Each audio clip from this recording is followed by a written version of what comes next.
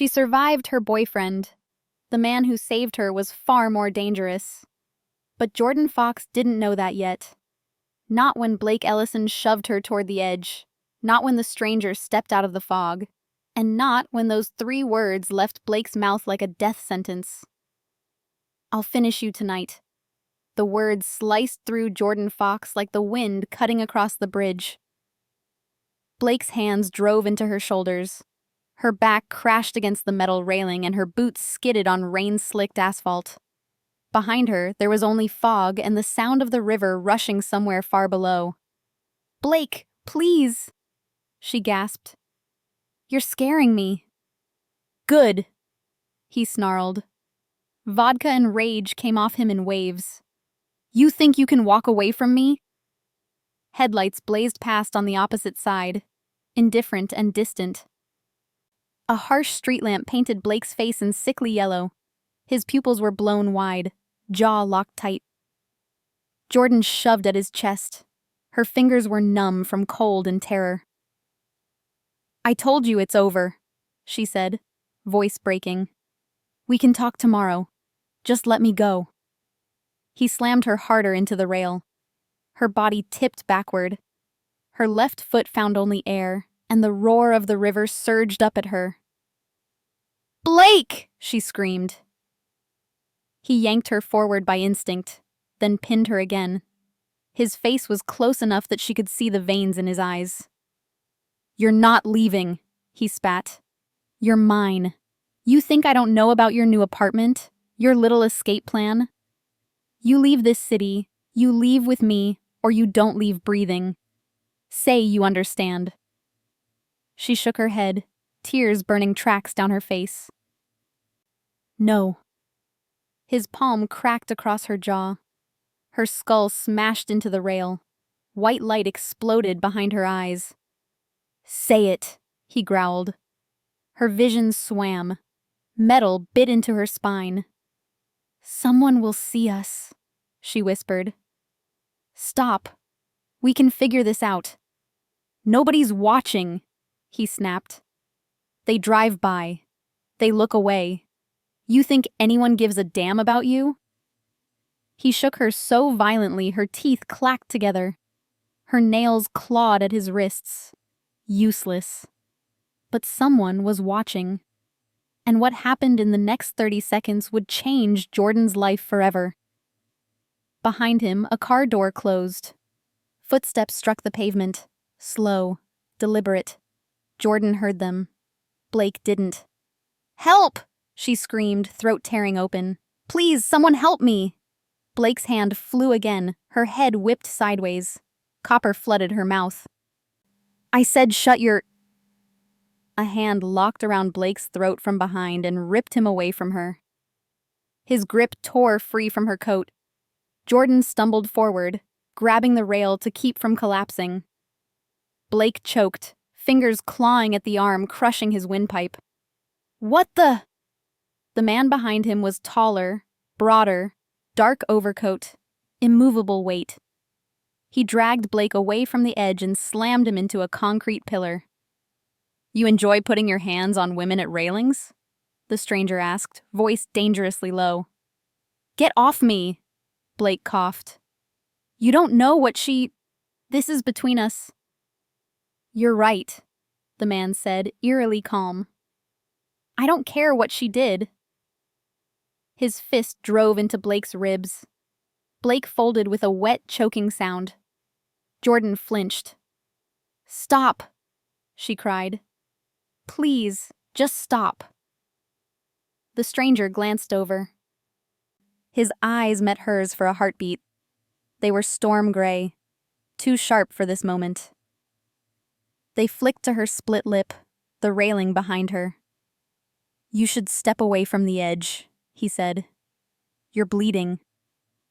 Jordan shuffled sideways until solid concrete was beneath both feet. Her legs shook violently. Behind her, Blake swung wildly at the stranger's head. The man caught his wrist, twisted, and dropped him face down on the wet pavement. His knee pinned Blake's spine. One more controlled strike to Blake's jaw, and Blake went limp. Silence rushed in. Wind. Distant engine hum. The wet hiss of tires on asphalt. The stranger stood and turned fully toward Jordan. He looked mid-30s. Dark hair, sharp jaw shadowed with stubble, an expensive black coat that stretched across broad shoulders. His knuckles were scraped and bleeding. He stopped an arm's length away and held out his hand. "Can you stand?" he asked. She nodded, then realized she was already standing. Her body trembled anyway. He didn't move closer until she placed her hand in his. His grip was firm, but careful. Warm. He guided her away from the railing and positioned himself between her and the drop. If this moment hit you the way it hit me while writing it, take a second to subscribe. It tells me you want more stories like this, and it truly helps me keep making them. Comment where you are watching from. "Thank you," she whispered. I didn't think anyone would stop." He glanced at Blake's unconscious form. "Most people don't want trouble." "And you do?" she asked. "I don't like watching men like him win," he said. Jordan looked at Blake. He lay on his side, cheek pressed to concrete, chest rising and falling shallowly. "Is he?" she forced out. "Alive," the man said. "Unfortunately." "We should call an ambulance," she said quickly. "He hit his head." The stranger's eyes moved over her face, the bruise blooming on her cheekbone, the blood at the corner of her mouth, the way she was holding her ribs. "We'll call someone," he said. His tone was careful.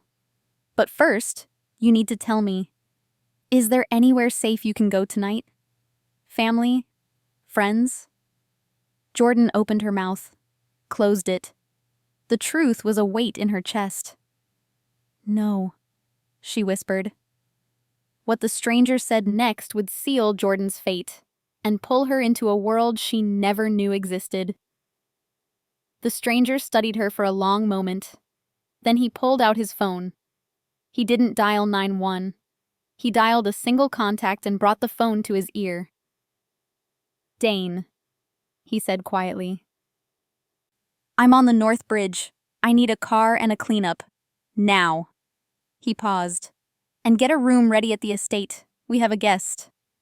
He ended the call. His storm gray eyes returned to Jordan. "What's your name?" he asked. "Jordan," she breathed. "Jordan Fox." "Jordan." He said it like he was memorizing it. "My name is Kellen Grant." He watched her carefully, waiting for recognition. There was none, only confusion and exhaustion. Good, he thought. That would make this easier. "You're coming with me tonight," Kellen said. It wasn't a question. "Somewhere safe. Somewhere he can't find you." "I don't know you," Jordan said, voice shaking. "No," Kellen agreed. "But you know him." He nodded toward Blake. "And you know what happens if you go home tonight." Jordan looked at Blake's crumpled form, at the bridge railing, at the fog swallowing the river below. Then she looked at Kellen Grant's outstretched hand, and she took it. Jordan thought she was escaping one dangerous man. She had no idea she was walking straight toward another. The car that arrived wasn't an ambulance. It was a black SUV with tinted windows that pulled up silently, as if it had been waiting in the fog all along. A man stepped out, lean, sharp-eyed, wearing a tailored suit under a dark jacket. He took one look at Blake's unconscious body, then at Jordan, and said nothing. He simply nodded to Kellen. "Dane," Kellen said. "Handle him. Make sure he wakes up somewhere with questions he can't answer." Dane crouched beside Blake, checked his pulse with clinical efficiency, then gestured to the driver. Two men emerged and lifted Blake like he weighed nothing, loading him into the back of a second vehicle that had appeared from nowhere. Jordan watched, numb. "Where are they taking him?" "Somewhere he won't find you," Kellen said. He opened the passenger door of the SUV. Get in. She hesitated. Every instinct told her to run. But where? Back to the apartment Blake had keys to? To friends who didn't answer when she called? She looked at Kellen's outstretched hand, then at the empty bridge behind her. She got in. What Jordan was about to discover would make the attack on the bridge seem like a warning. The estate was nothing like Jordan expected. The iron gates opened onto a long, tree-lined drive that ended at a sprawling stone mansion lit by soft exterior lights. Inside, the floors were polished marble, the walls lined with dark wood and expensive art. It was beautiful. It was a fortress. Kellen led her through the foyer into a sitting room with floor-to-ceiling windows overlooking the city. He poured her water from a crystal decanter, then stood by the fireplace, hands in his pockets, watching her. "You're safe here," he said. Jordan held the glass but didn't drink. "You said your name is Kellen Grant." "I did. Who are you?" He studied her for a moment, as if deciding how much truth she could handle. "I'm someone with resources, influence, people who answer when I call." "That's not an answer." "No," he agreed, "but it's the one you'll accept tonight." He moved to the window, his silhouette sharp against the glass. "The man who tried to kill you, Blake Ellison, he didn't act alone. Someone sent him." Jordan's chest tightened. "What are you talking about?" The truth Kellen was about to reveal would turn everything Jordan thought she knew upside down. "I don't know yet, but I will." He turned to face her. "Until I do, you stay here. This house has security. Most government buildings would envy. No one gets in without my permission. No one gets to you." "I can't just stay here. I have a job, You have a life," Kellen interrupted, his voice firm but not unkind. "And if you want to keep it, you'll stay here until I understand what Blake was really after." Jordan's hands shook. She set the glass down before she dropped it. "Why are you helping me?" Kellen's expression softened, just barely. "Because I was there. And because men like Blake don't stop until someone stops them." She wanted to argue, to demand answers.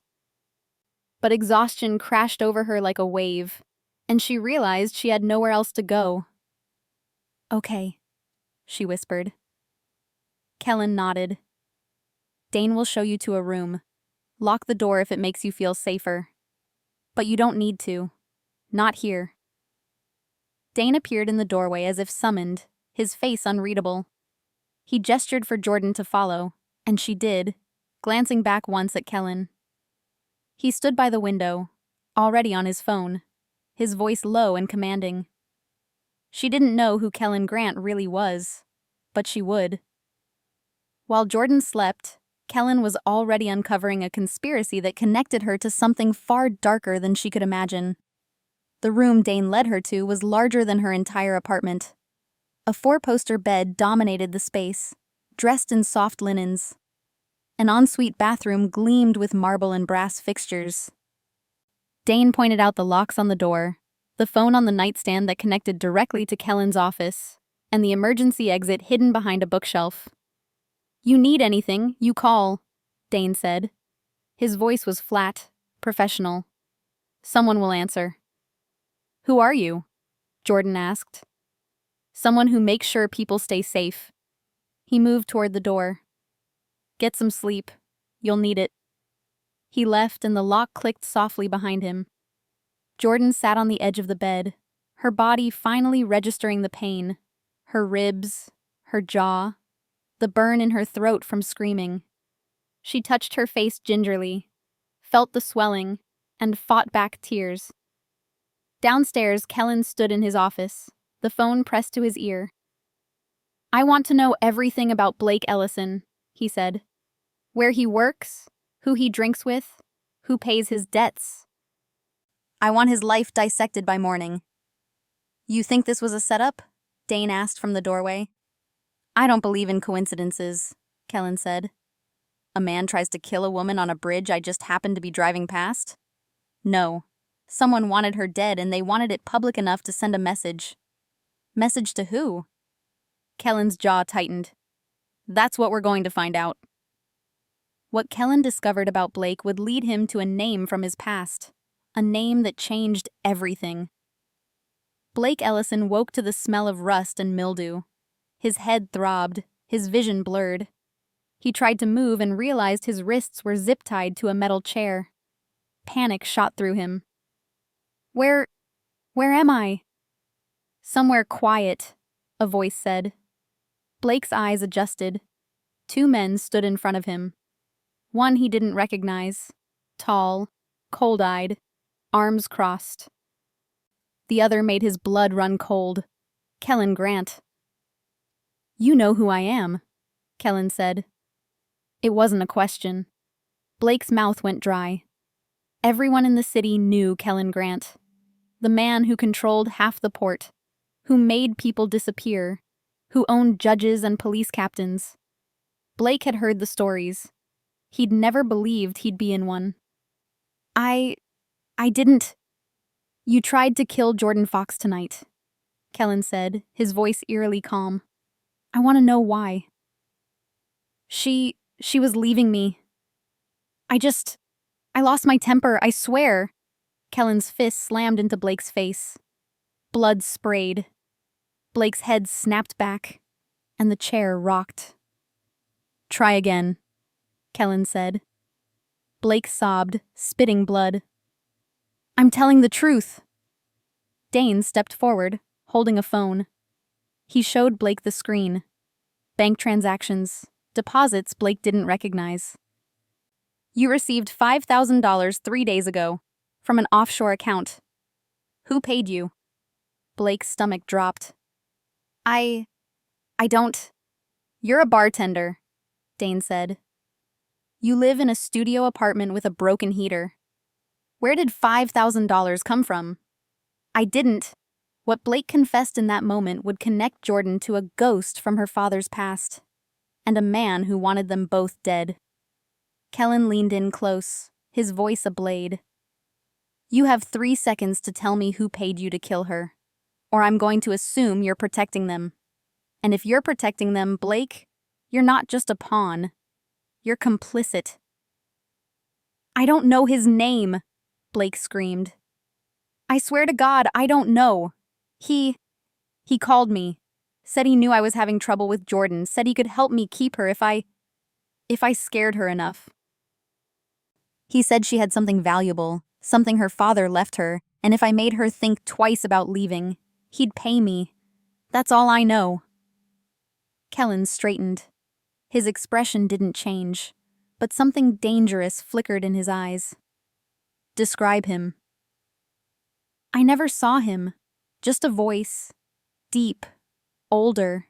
He said his name was Marcus. Dane's jaw clenched. He glanced at Kellen, and Kellen's face went stone cold. Get him out of here, Kellen said quietly. Drop him at a hospital. Make sure he remembers nothing after the bridge. Dane nodded. And the girl? She stays with me. Kellen turned toward the door. Marcus Hale just made this personal. Jordan was about to learn that her father's death wasn't natural, and that she'd been marked for execution because of secrets she didn't know she carried. Jordan woke to sunlight streaming through unfamiliar windows. For a moment, she forgot where she was. Then the pain in her ribs reminded her, and everything came crashing back. She found Kellen in the dining room, reading a tablet over coffee. He looked up when she entered, his expression unreadable. Sit, he said, gesturing to the chair across from him. You need to eat. A plate appeared in front of her. Eggs, toast, fruit. She stared at it. I'm not hungry. Eat anyway. She picked up a fork, more out of habit than appetite. Kellen watched her for a moment, then set his tablet aside. Your father, he said. Richard Fox. He was an accountant. Jordan's fork froze halfway to her mouth. How do you— I know a lot of things, Kellen said. What I need to know is what your father gave you before he died. He didn't give me anything. He had a heart attack 2 years ago. Blake didn't try to kill you because you were leaving him, Kellen interrupted. He tried to kill you because someone paid him to. Someone who thinks your father left you something valuable. Jordan's breath caught. That's insane. My father was an accountant. He did taxes for small businesses. He did more than taxes. Kellen's voice was calm, but his eyes were hard. 3 years ago, your father uncovered a shell company laundering money through the port. He reported it. The company collapsed. The man who owned it went to prison for 6 months before his lawyers got him out. Jordan shook her head. My father never told me. Because he was protecting you. Kellen leaned forward. The man who owned that company is Marcus Hale. And Marcus Hale is the man who paid Blake to kill you. The room spun. Jordan gripped the edge of the table. Why? She whispered. The answer to that question would force Jordan and Kellen into a deadly game neither of them could afford to lose. Because your father didn't just expose Hale's company. He made copies, files, evidence that could put Hale away for life. And Hale thinks you have them. I don't have anything. I cleaned out my father's apartment. There was nothing. Then we need to find out what Hale thinks you have, Kellen said. Because until we do, you're not safe. And neither am I. Jordan looked at him. Really looked at him. Who are you? Kellen's expression didn't change. I'm the man Marcus Hale has wanted dead for 10 years. And now he's using you to get to me. The silence stretched between them, heavy with unspoken truths. Finally, Jordan spoke, her voice barely audible. What do we do? Kellen stood. We disappear. But disappearing wouldn't be enough, because Marcus Hale had eyes everywhere, and he was already 3 steps ahead. The safe house was a cabin an hour outside the city, hidden in dense woods with no neighbors for miles.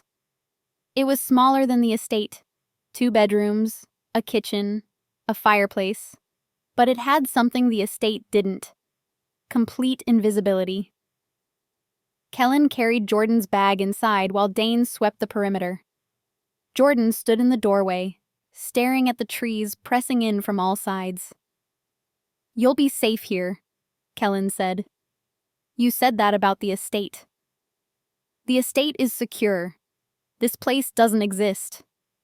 He set her bag down. No one knows about it except Dane and me. No records, no paper trail. If Hale's looking for you, he's looking in the city. Jordan turned to face him. How long do I stay here? Until I deal with Hale. And how long will that take? Kellen's jaw tightened. As long as it takes.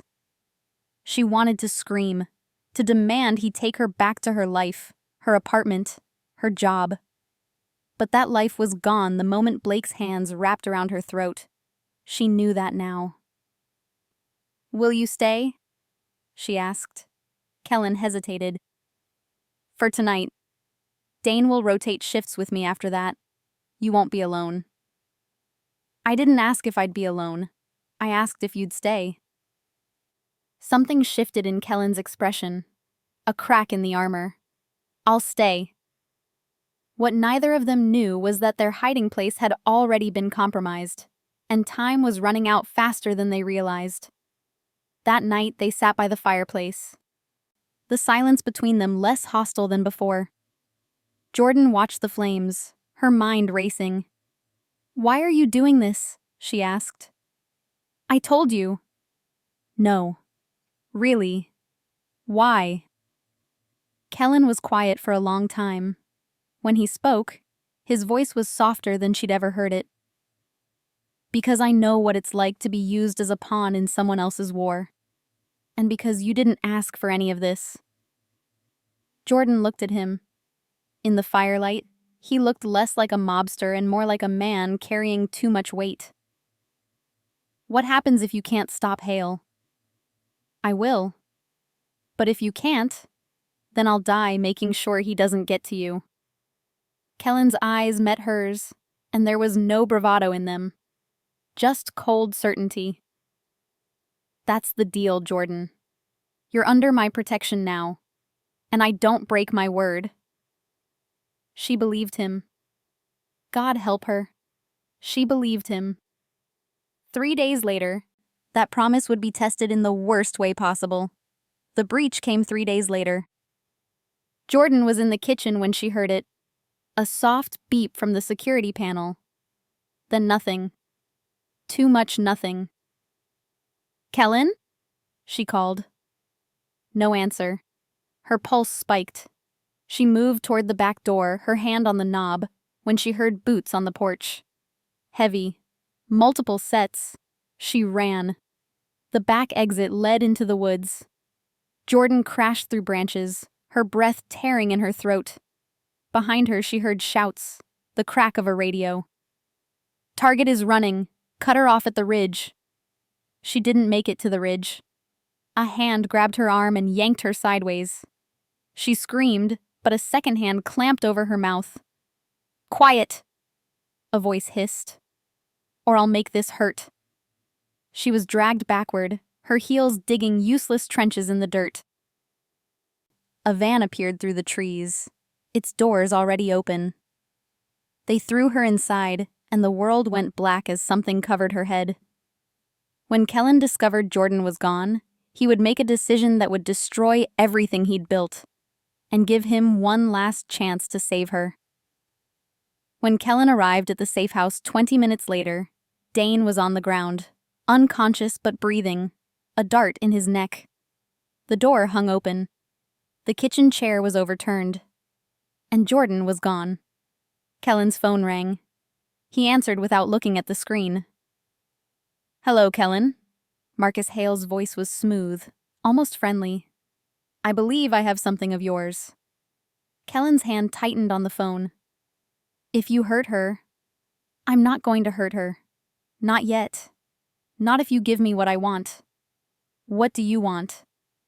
The files. Every copy Richard Fox made. And your territory. The port, the unions, the judges. All of it. Kellen closed his eyes. That's not a trade. That's a surrender. Yes, it is. Hale's voice turned cold. You have 24 hours. After that, I start sending you pieces of her, starting with her fingers. The line went dead. Kellen stared at the phone for a long moment. Then he looked at Dane, who was coming to, groaning. Get up, Kellen said. His voice was ice. We're ending this. What Kellen was about to do would either save Jordan's life or get them both killed. There was no middle ground. Dane sat across from Kellen in the estate's office.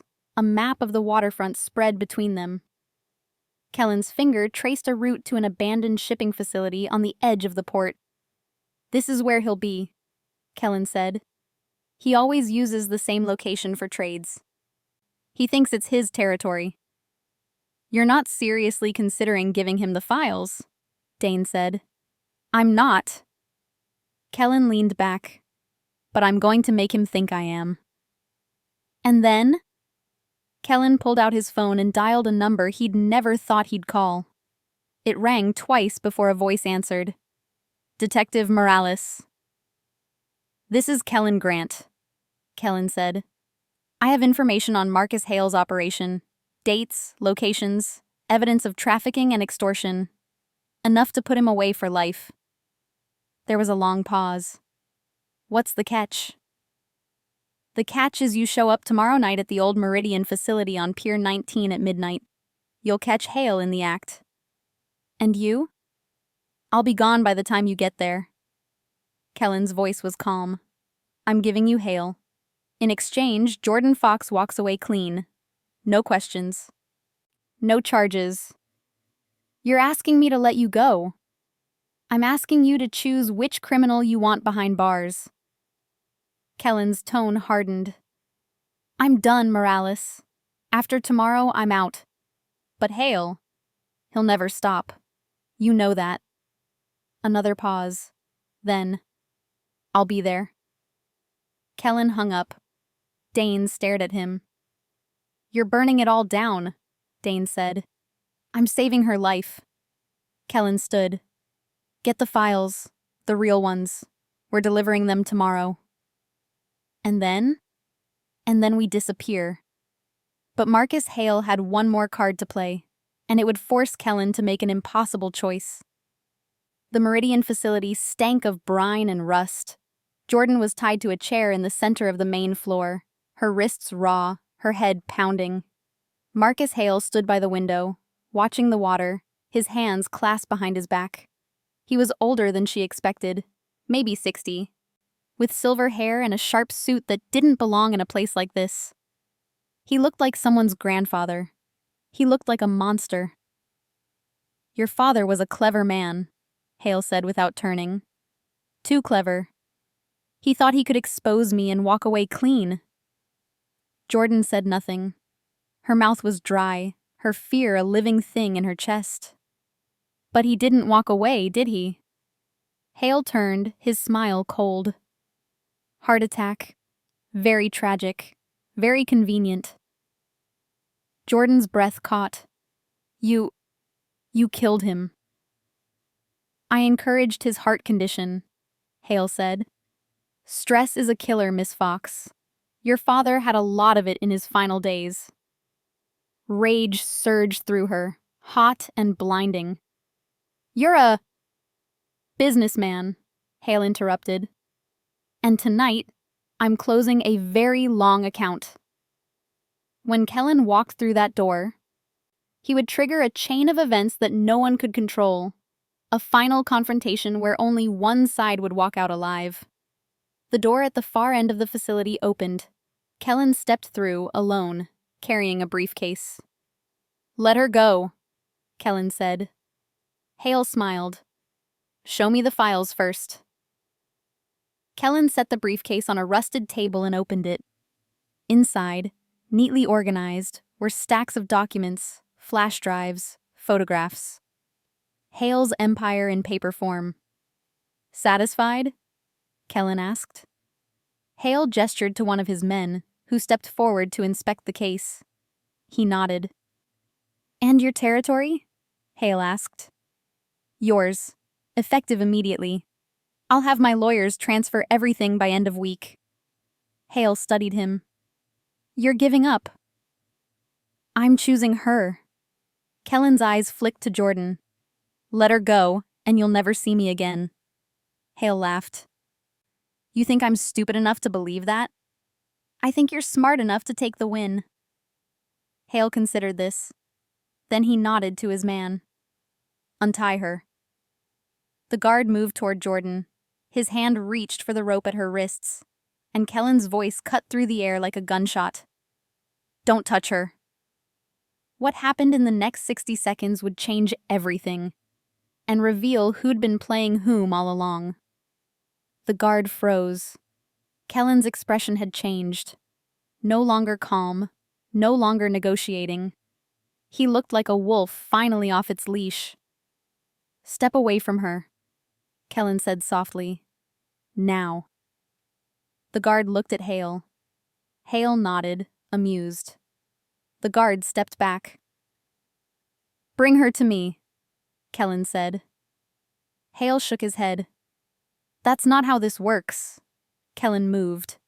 One moment he was by the table. The next, his fist connected with the guard's jaw. The man dropped. Kellen grabbed the second guard's wrist, twisted, and disarmed him in 2 brutal motions. The gun clattered away. Kellen, no! Jordan started. Then the world exploded in sound. Sirens, shouts, the crash of doors being kicked in. Police! Nobody move! Officers flooded the facility, weapons drawn. Hale's men scattered. Hale himself stood frozen, his face contorted in disbelief. Kellen cut Jordan's ropes with a knife from his pocket and pulled her to her feet. Stay behind me. Gunfire erupted. Kellen shoved Jordan toward a stack of crates, shielding her with his body. Dane appeared from a side entrance, returning fire, covering their escape.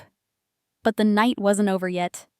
One final threat remained, and it was coming from the person Jordan least expected. Across the room, a figure emerged from the chaos. Blake Ellison. Wild-eyed and bleeding, a gun shaking in his hand. "This is your fault!" Blake screamed at Jordan. "All of this!" He raised the gun. Kellen moved faster. He closed the distance in 3 strides, grabbed Blake's wrist, and slammed him into the concrete floor. The gun skittered away. Blake tried to swing. Kellen caught his fist and delivered a single, brutal strike to his temple. Blake went still. "Kellen Grant!" Morales' voice echoed through the facility. "Hands where I can see them!" Kellen stood slowly, hands raised. Behind him, officers swarmed Marcus Hale, forcing him to his knees, cuffing his wrists. Morales approached Kellen, his gun lowered but ready. "You have 30 seconds before I change my mind," he said quietly. Kellen looked at Jordan. "Go with him. He'll keep you safe." "What about you?" Jordan's voice broke. "I'll be fine." Kellen's eyes softened. "Go." Morales nodded to an officer, who led Jordan toward the exit. She looked back once, saw Kellen standing alone in the wreckage, his hands still raised, his expression unreadable. Then she was outside, and the cold night air hit her like a slap. 3 months would pass before Jordan learned the truth about what Kellen sacrificed that night, and whether he'd truly kept his promise. 3 months later, Jordan stood in her new apartment, a real one this time, with a lease in her name and locks she'd installed herself. She'd started a new job, a remote accounting position that let her work from home. She'd cut her hair, changed her number, and built a life that felt, for the first time, like her own. She'd seen the news. Marcus Hale was awaiting trial on multiple charges. Blake Ellison had been arrested for attempted murder and conspiracy, and Kellen Grant's name had quietly disappeared from the papers. The knock on her door came on a Tuesday evening, just as the sun was setting. She opened it and found Kellen Grant standing on her doorstep, hands in his pockets, looking older and somehow lighter than before. "Hi," he said. Jordan's breath caught. "Hi. I wanted to see if you were okay." "I am." She hesitated. "Are you?" Kellen's mouth twitched in something almost like a smile. "I'm out. Really out. Sold everything. Paid off everyone I needed to pay off. I'm nobody now." "I don't believe that." "Believe it." He looked at her, and in his eyes she saw something she'd never seen before. Hope. "I wanted to ask you something." "What?" "Do you want to get dinner? Somewhere quiet? Somewhere safe?" Jordan looked at him for a long moment. This man who'd saved her life, who'd burned his empire to keep her alive, who'd kept his word when no one else ever had. She stepped back and opened the door wider. "Come in," she said. "We'll order something." Kellen's expression softened. He stepped inside, and she closed the door behind him. Outside, the city hummed on, indifferent and loud. But inside, for the first time in a long time, Jordan felt safe. Not because she was hidden, not because she was protected, but because she'd chosen to trust, and she'd chosen right. "Thank you," she said quietly. Kellen looked at her. "For what?" "For keeping your word." He reached out and gently took her hand. "Always." And in that moment, Jordan Fox knew that she wasn't running anymore. She was building something new. Something clean. Something worth staying for. If you enjoy stories like this, take a moment to subscribe to the channel. That's how I'll know you truly liked it. Even if you're watching on your TV, grab a moment to join this family of fans who love emotional and heartfelt stories. Your support means everything, and it helps us bring you even more stories like this.